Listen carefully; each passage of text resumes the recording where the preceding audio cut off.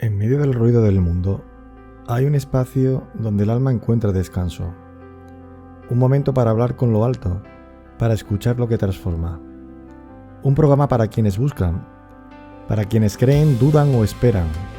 Reflexiones, palabra viva, testimonios y ese encuentro íntimo con Dios. Déjanos un espacio en tu camino que comienza entre Dios y yo.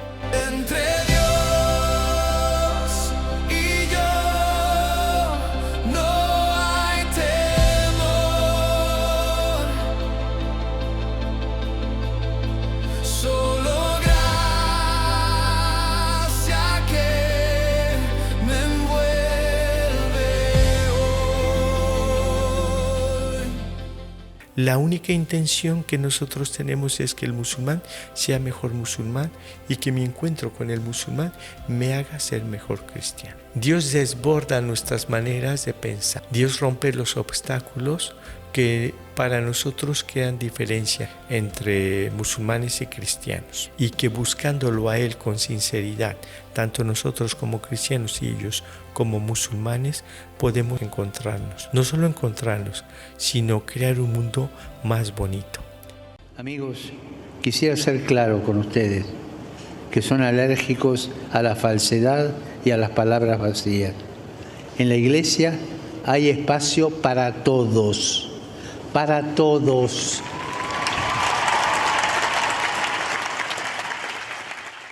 Muy buenas a todos los oyentes y los que nos ven desde los distintos canales en YouTube y Spotify, Instagram, TikTok. Dar nuevamente las gracias por la gran acogida, que nos estamos quedando impresionados por la gran acogida que está teniendo nuestro programa entre Dios y yo. Y nada, y seguimos pues como siempre, transmitiendo la fe, transmitiendo nuestro cariño y siempre acercando la Iglesia a los que están lejos y no pueden acercarse por diferentes motivos. Le acercamos la fe cristiana, acercamos la Iglesia. Y estamos en este nuevo podcast con el padre Rolando, que es nacido en Guadalajara, México, misionero en Camerún, en Chad, en Marruecos. 33 años fuera de su casa, 28 años ya de ordenación de sacerdocio y actualmente pues se encuentra en Madrid y aquí está desempeñando su ministerio ahora en España. Bienvenido a nuestro podcast y nuevamente pues darte las gracias y por haber dicho así a nuestro programa y nada, pues aquí te ofrezco el micro para que nos des testimonio, nos hables y cómo no, misionero, que es lo importante, que ya venimos de otro programa hablando con Olga y Marcial de las misiones y ahora tenemos un misionero a pie, en el terreno, ayudando y dejándose la piel y la vida, pues dejándosela en el terreno. Bienvenido a este nuestro programa Entre Dios y yo. Y para empezar a abrir y romper hielo, padre, ¿qué nos puedes decir de que hay entre Dios y tú para que apareciera esta vocación de misionero? Vale, no sé cómo empezar. Bueno, lo primero es saludar a todos los que nos escuchan. Y bueno, felicitaros también a vosotros por el deseo de hacer llegar una experiencia de fe que puede llamar al corazón. ¿Qué ha pasado entre Dios y yo? Pues lo que pasa entre Dios y todos. La diferencia es que, cada uno lo vive a su manera. Yo he nacido en una familia cristiana. Digamos que yo, era joven, crecido en la fe y a partir de un cierto momento de mi vida, pues ha habido como una llamada a consagrar mi vida a Dios. No era tan seguro, Yo trabajé en un banco y para mí era difícil decir que Dios me podía llamar a la misión. Concretamente cuando sentí una llamada a la consagración, yo me recuerdo aún de decir o todo o nada. Y entonces en mi corazón aparecieron las misiones, era lo más lejos, era arrancar del propio país, de la propia familia. Yo no sabría lo que me iba a encontrar años más tarde, que soy feliz, muy feliz, pero era como un desgarre. Y como un decir, pues si esto quieres, ahí va. Claro, uno inicia poco a poco. haciendo sus primeros pasos y luego poco a poco yo creo que es lo que nos pasa a todo ser humano. Cuando uno se deja ir por Dios hay confianza y tú te das cuenta que Dios te va llevando como de la mano por aquellos lugares donde tú no te imaginabas. No sé si he explicado lo que he vivido. Perfectamente, y frases preciosas que has dicho, que de la mano del Señor nada se teme, y si tenemos que tirarnos al vacío, con Él de la mano no hay problema. Siempre va a haber agua, siempre va a haber agua. Sí, así es. Luego, una cosa, yo soy religioso, misionero javeriano. Tenemos 4 votos, o sea, los votos que conocéis todos, pobreza, castidad y obediencia. Pero el 4.º voto es el dedicar nuestra vida para el anuncio del Evangelio de los no cristianos. Entonces, ese 4.º voto marca un poco el estilo. Yo actualmente llego de Marruecos, hasta agosto he vivido ahí, ahora a partir de septiembre en Madrid, pero lo que sí es importante y esencial es que mi vida ha sido dedicada para ese anuncio de Cristo, de la belleza del encuentro con Cristo, a aquellos que no han tenido la gracia de conocerle. Y eso, claro, eso nos marca y luego, por otro lado, fuera de eso, pues se derriba lo que sería mi alegría. No sé cómo explicarlo. Entonces, siempre que he obedecido a mis superiores, yo vivía en África, me han pedido que venga a España, esta es la 2ª vez, entonces yo decía, ¿por qué yo? ¿Por qué tengo que arrancarme de la realidad donde yo vivía feliz? Y cuando hace uno, ¿cómo se dice? Cuando uno escucha en el interno de sí mismo y hace como Cristo, no mi voluntad sino la tuya, entonces se encuentra felicidad. Y para que nos despojemos de todo, para que Dios sea nuestro todo, ¿no? Eso es verdad, ese es un camino, es nuestro deseo, pero es un camino, que Dios sea el todo. Es verdad que debe inspirarnos, o sea, a mí me inspira, porque pues, en los momentos difíciles me inspira la confianza que Jesús tenía en el Padre, y eso es lo que yo trato de hacer. Qué bonito. Pues esta entrevista la hemos querido titular Predica el Evangelio y cuando sea necesario utiliza las palabras. Eso lo decía nuestro querido San Francisco de Asís. ¿Se identifica con esta cita de este amado santo de la Iglesia? Claro. A ver, Francisco de Asís, bueno, curiosamente, yo no sé si no, vosotros no sabéis nada, tú no sabes nada, pero cuando yo era joven, aún, bueno, tendría 19, quizás 18 años, era mi santo favorito.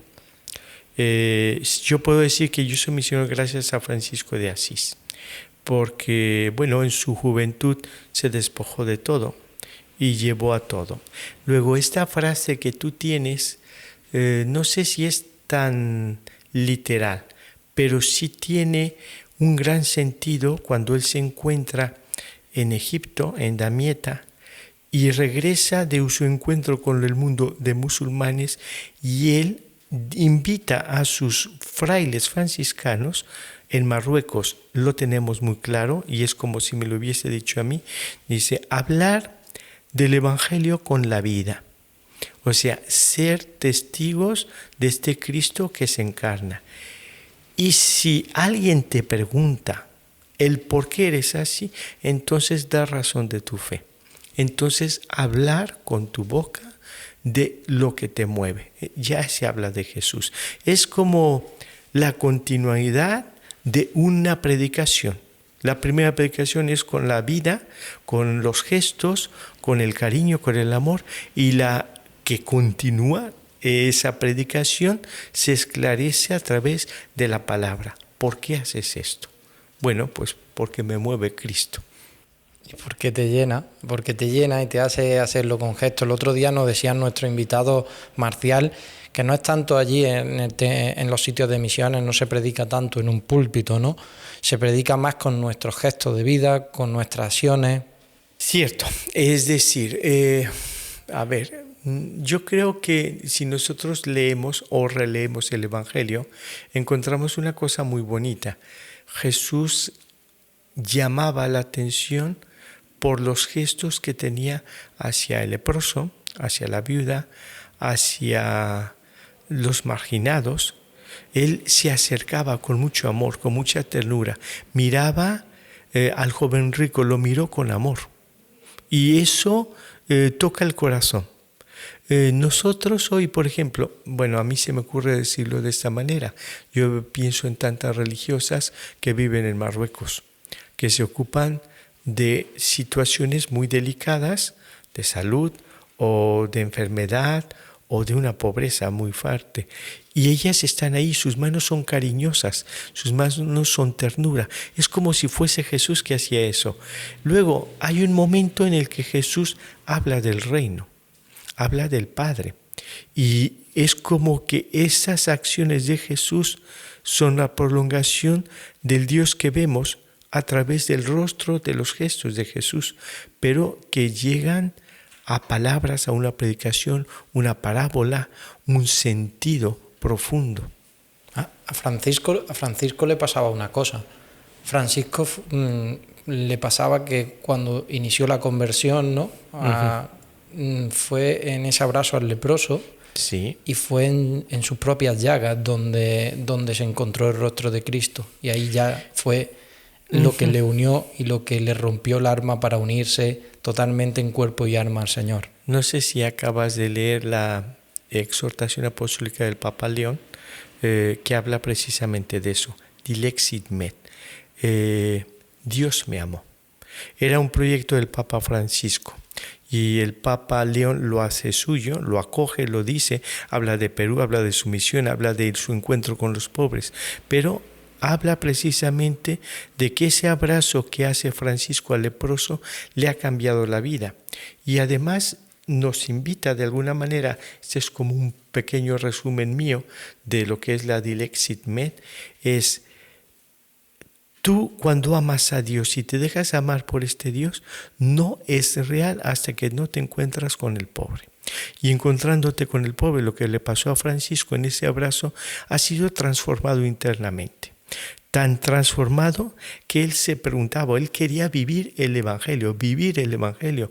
Y su grande pregunta al Papa y a los demás, ¿en qué me he equivocado? Es que no podemos vivir el Evangelio. Y el Papa le dirá, Inocencio III le dirá, claro que podemos vivir el Evangelio. Dice, ve y vive el Evangelio. Y ahí nace la orden franciscana. Totalmente, en aquel San Juan de Letrán, nacen a los pies de Inocencio III, correcto. Bueno, padre, siguiendo un poco, quería preguntarle que nos explicara brevemente cómo surge la presencia cristiana allí en Marruecos. Vale, esto no sé lo que vaya a decirte si respondo bien. Mira, la presencia cristiana, bueno, podemos hablar de dos momentos. Uno lo desconozco porque la historia no nos habla tanto. Estamos hablando de la época de los romanos.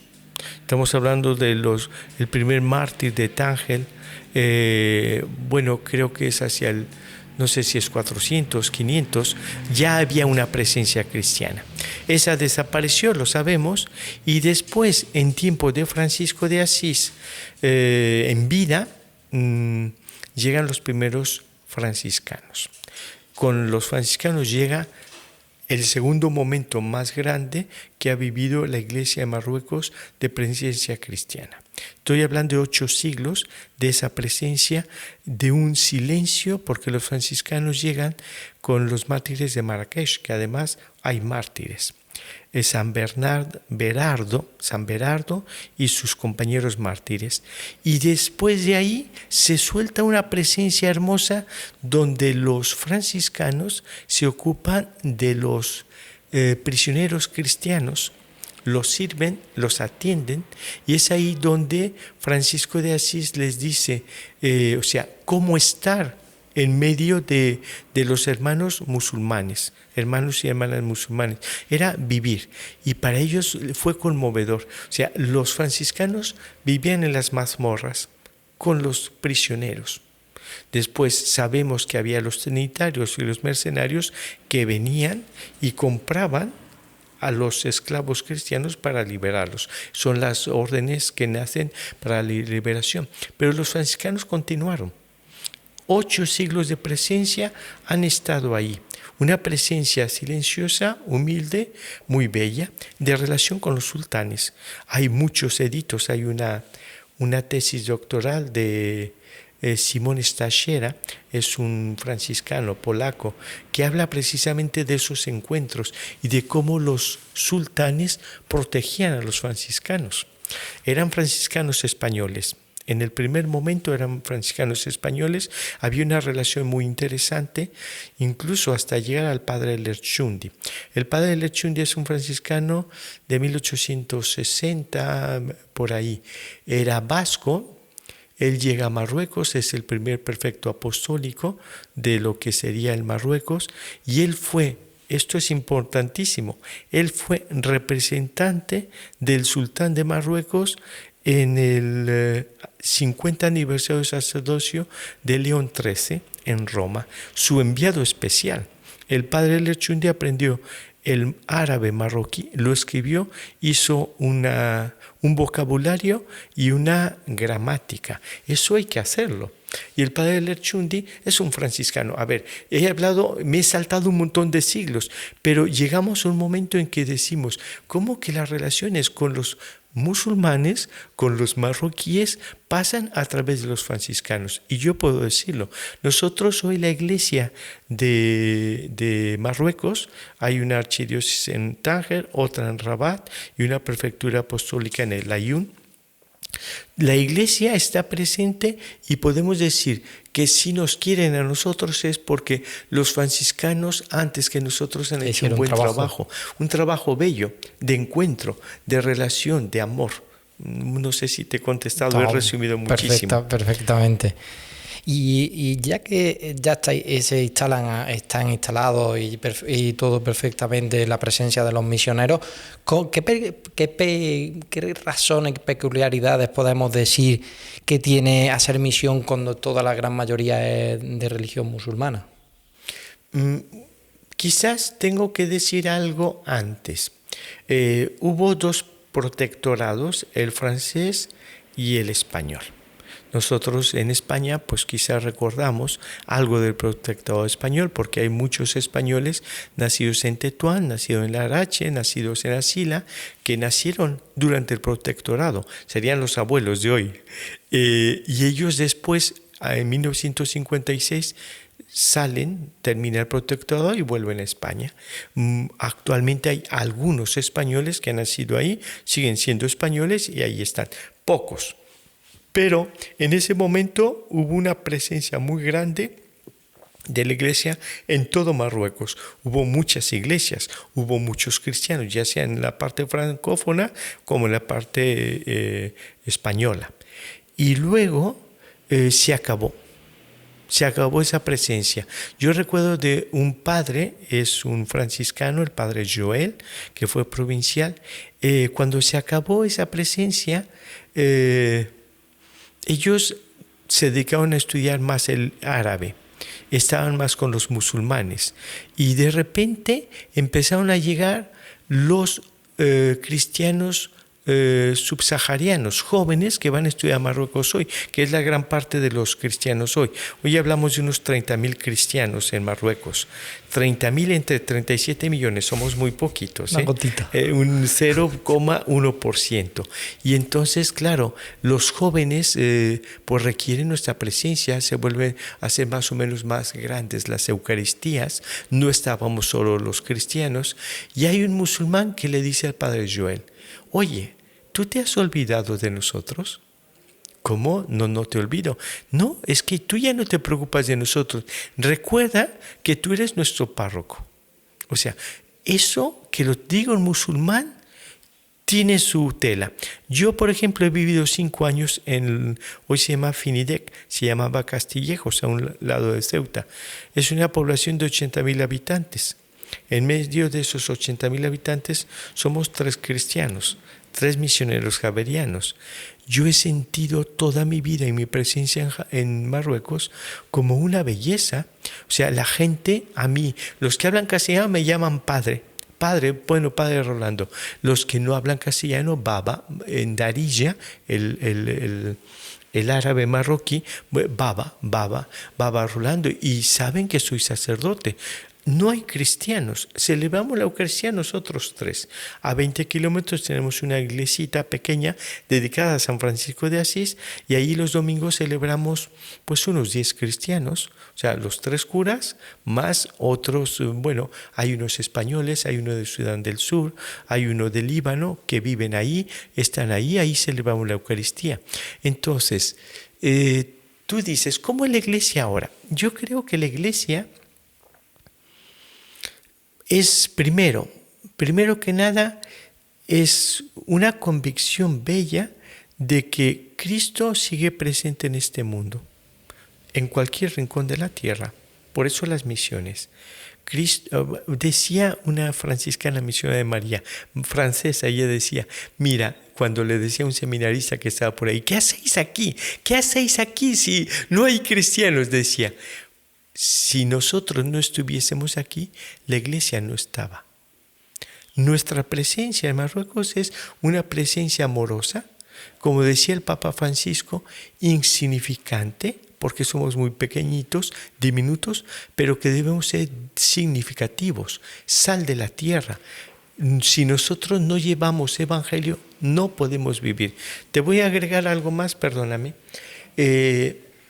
Hay un obispo, Monseñor Vincent Landel, ese fue el arzobispo emérito de Rabat, y él decía a los jóvenes estudiantes cristianos, les decía, recordad que para vuestros amigos musulmanes con quienes estudiáis la universidad, compañeros de clase, quizás vosotros seáis la única página de evangelio que vuestros hermanos puedan leer.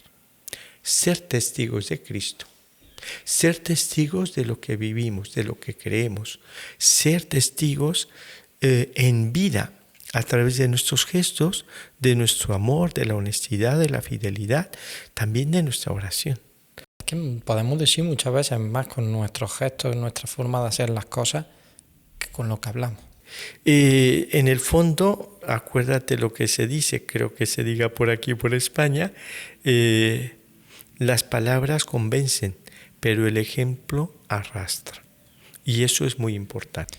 ¿Qué misión estáis llevando en el lugar de donde ha venido ahora mismo? Vale, nosotros hemos tenido, hemos heredado de las adoratrices.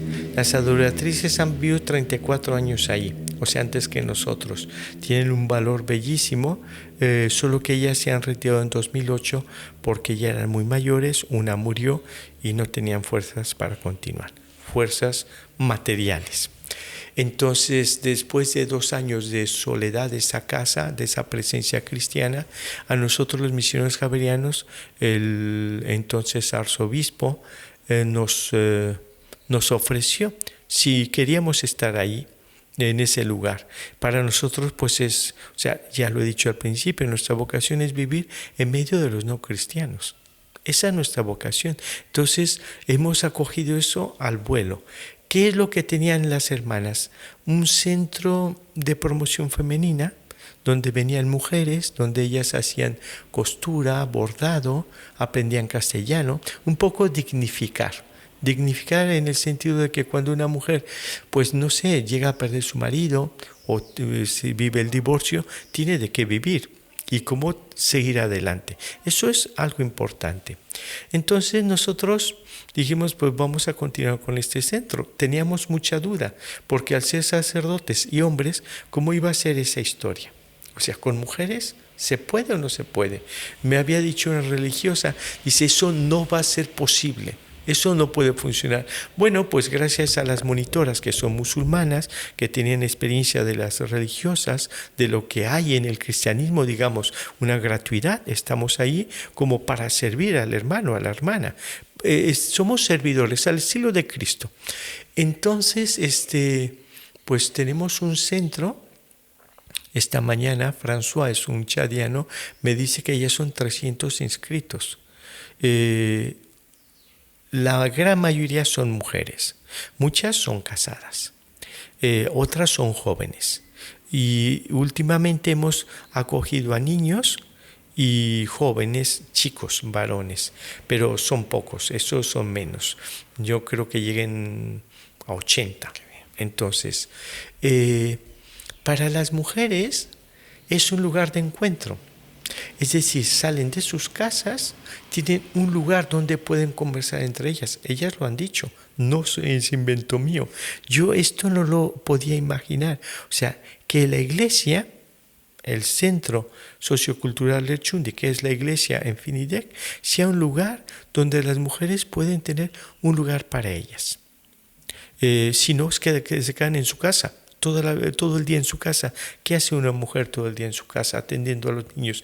Cuando ellas son valorizadas y tienen como un sentido, puedo estudiar, puedo avanzar en una lengua, o sea, tienen un intercambio, y que nosotros seamos los posibilitadores de ese intercambio es algo bello. Alguien que venía de fuera, un italiano, le preguntaba a ellas, pero vosotras sois musulmanas y los padres son cristianos, y una mujer decía, ¿y cuál es la diferencia? Que Dios es el mismo, ellos son cristianos, son gente buena, nosotros pues igual.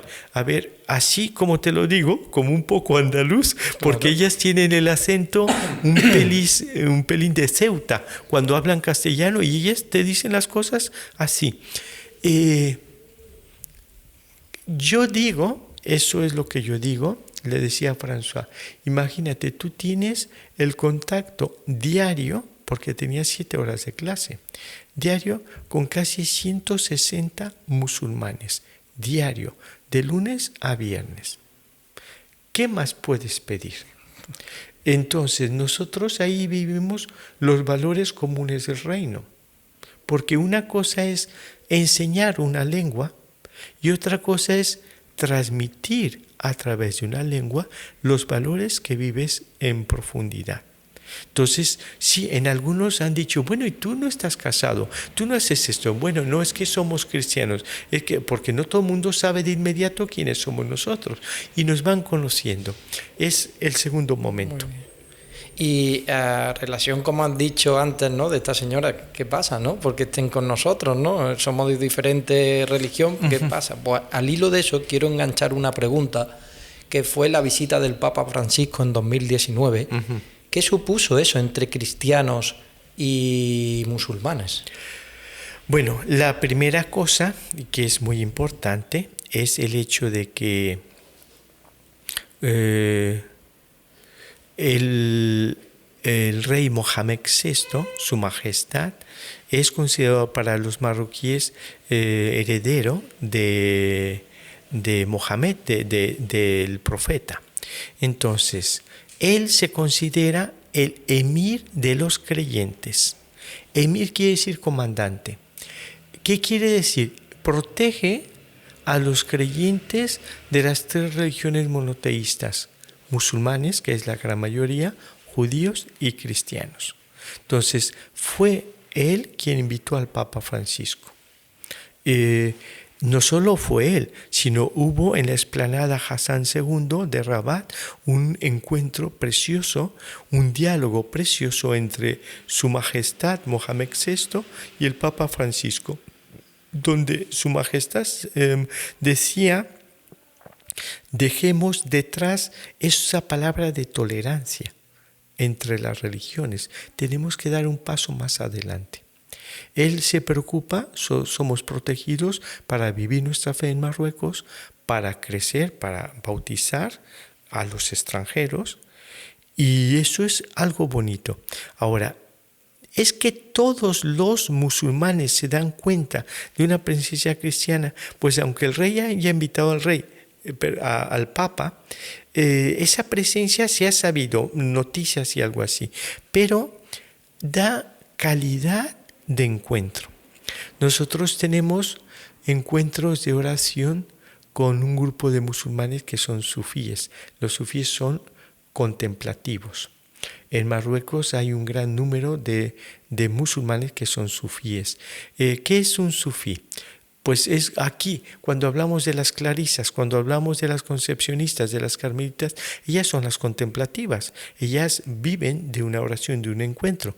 En el mundo musulmán, los sufíes son estos contemplativos, no están en monasterios, están casados, tienen sus hijos y todo, pero tienen una gran apertura. Entonces, ¿qué ha supuesto esta visita del Papa? Pues reafirmar lo que ellos ya vivían. Es un país de acogida, y nosotros como cristianos somos acogidos. ¿Qué ha aprendido en estos años de misión, padre? Bueno, ¿qué he aprendido? Que Dios desborda nuestras maneras de pensar. Dios rompe los obstáculos que para nosotros crean diferencia entre unos y otros, entre musulmanes y cristianos. Y que buscándolo a Él con sinceridad, tanto nosotros como cristianos y ellos como musulmanes, podemos encontrarnos. No solo encontrarnos, sino crear un mundo más bonito. Puedo decir una cosa así un poquillo rara. Nosotros hemos vivido una peregrinación islamo-cristiana, musulmanes y cristianos juntos en peregrinación. Eso pues sabe raro, se escucha raro, pero es posible. La única intención que nosotros tenemos es que el musulmán sea mejor musulmán y que mi encuentro con el musulmán me haga ser mejor cristiano. Qué bonito eso es muy bonito lo que acaba de decir, que el encuentro con el musulmán nos haga enriquecernos. Y ser mejor lo que somos. Correcto. Eso lo escribió el Papa Francisco en Fratelli Tutti. La fraternidad debe ayudarnos a ser mejor lo que es. Y tú debes intentar de ayudar tú a mí, de que yo sea mejor lo que yo soy, y yo a ti de que tú seas mejor lo que tú eres. Te iba a hacer una pregunta, pero la acabas de responder porque la pregunta era para qué debemos de hacer, ¿no? Cristianos y musulmanes, para que podamos tener ese encuentro y que después de tanto camino que lleva usted recorrido, que nos encontremos y que podamos tener verdaderamente... Pero yo creo que hay una cosa que sí te puedo decir que no está dicha en lo que te he dicho. Creo que es una tarea nuestra conocernos mutuamente. Decir, ¿qué conozco yo del Islam? ¿Qué conoce el musulmán del cristianismo? ¿Qué quiero decir con esto? Por ejemplo, yo te lo digo así rápidamente. Muchos cristianos ignoran que en el Corán se habla de María, se habla de la virginidad de María, se habla de que Jesús es hijo de María. María es un punto de encuentro entre musulmanes y cristianos, porque María nos ayuda, la María del Islam te ayuda a abrirte a Dios y a acoger a Dios desde, como ellos dicen, la sumisión. Una sumisión a Dios, que no es tan negativo como lo expresa nuestra lengua castellana. Pero por otro lado, también María es una mujer de fe. María ha acogido en su seno virginal a Jesús, que para los musulmanes Jesús es un profeta. Para nosotros no solo es un profeta, es Cristo, es Dios. Pero ahí hay un punto de encuentro muy bueno. Segundo, ellos creen en el Mesías y el Mesías es Jesús y el Mesías va a volver y Él va a volver para juzgar. Entonces yo diría, si nosotros sabemos eso, musulmanes y cristianos podemos preparar la segunda venida del Mesías. Nosotros lo esperamos, ellos la esperan. ¿Cómo hacerlo? Tratando de hacer un mundo más bonito y mejor. Muchas gracias, padre. Pues bueno, el tiempo apremia. Le quiero lanzar una última pregunta que creo también que es importante, ¿no? Que más o menos en breve resumen nos diga cómo es su día a día, ¿no? en su misión. Vale, nosotros nos preguntan mucho los musulmanes si rezamos. Y entonces, sí, claro, rezamos. Lo primero que hacemos es rezar, lo primero. Y nosotros, bueno, pues celebramos los 3 juntos, que éramos 3, ahora se quedaron 3, pues los laudes y la misa, todos los días. Después, antes de la comida, esto para la oración. Nos juntamos, hacemos otro momento de oración y en la tarde otro momento de oración. Son 3 momentos que nos marcan en nuestra pequeña capillita donde estamos juntos, que da sentido a nuestro ser. Nosotros abrimos de lunes a viernes el centro intercultural, el Erchundi, y ahí acogemos a la gente. Eso nos lleva mucho tiempo. Y los fines de semana los dedicamos a encuentros más esporádicos, más espontáneos. La Eucaristía en Midik, donde tenemos cristianos, y ahí los encontramos a ellos, porque hay que crecer también desde nuestra fe. Y luego, pues, durante el año recibimos muchos jóvenes y menos jóvenes para que vengan y vivan. Queremos ser puente de unión entre Occidente y el mundo musulmán, entre España y Marruecos, entre el norte y el sur. Y entonces yo creo que nuestro día a día se va formando de estos ideales y de esta presencia. Padre, pues darle las gracias por haber dicho sí. Ya es usted parte del programa Entre Dios y Yo. Gracias por contagiarnos su fe, por darnos a todos un testimonio y decirnos que todos somos, y esto es importante, hijos del mismo Padre.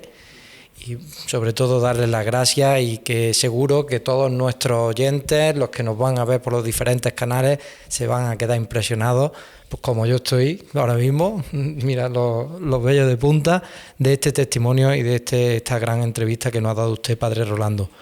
Pues nada, familia, nos despedimos en este último programa de esta semana, ¿no? Y daros las gracias, como siempre, por estar con nosotros, por apoyarnos, por seguir esta iniciativa, que como siempre digo, es iniciativa de Dios y de nadie más, y de su bendita Madre.